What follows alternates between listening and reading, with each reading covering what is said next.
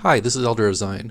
I'd like to speak about this new video that IfNotNow founder Emily Mayer just made on AIPAC lobbying and white supremacy. The entire video is ridiculous. It's extraordinarily anti-Israel. It accuses anybody who's a Zionist of being a racist and a white supremacist. It's absurd.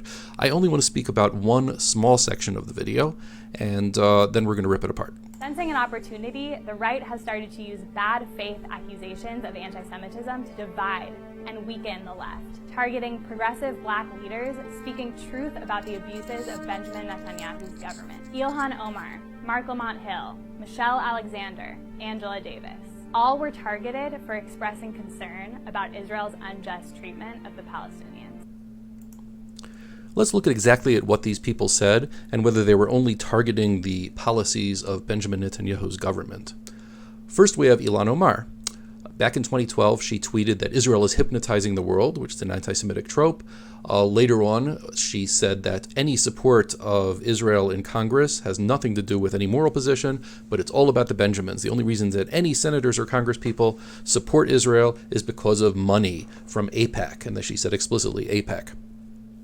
Later on, she apologized, supposedly, for these things, but even as she was apologizing, she dug herself in deeper, and she specifically accused American Jews of having dual loyalties, or of Zionists of having dual loyalties, which again is an anti-Semitic trope. Even when Ilhan Omar is trying to speak to a Jewish audience and to express her reservations about what she said earlier, she still goes into anti-Semitism. None of this has anything to do with Netanyahu's government. This is anti-Semitism, and she should be called for it. She should not be protected from that because she happens to be a person of color. Mark Lamont Hill, was he only criticizing Netanyahu? Of course not. He explicitly supports Palestinian violence against Israeli Jews. He said that nonviolent resistance should not be romanticized. And beyond that, he engaged in an explicit anti-Semitic trope by accusing Israel, meaning Israeli Jews, of poisoning the water of the Palestinians. This goes back to the 1300s, the Black Death, where many in Europe were blaming the Jews for poisoning the water in order to create that. He cannot be unaware of that when he was saying that. Angela Davis, she supported a terrorist who murdered two Americans that were in Israel, Razmia Odeh.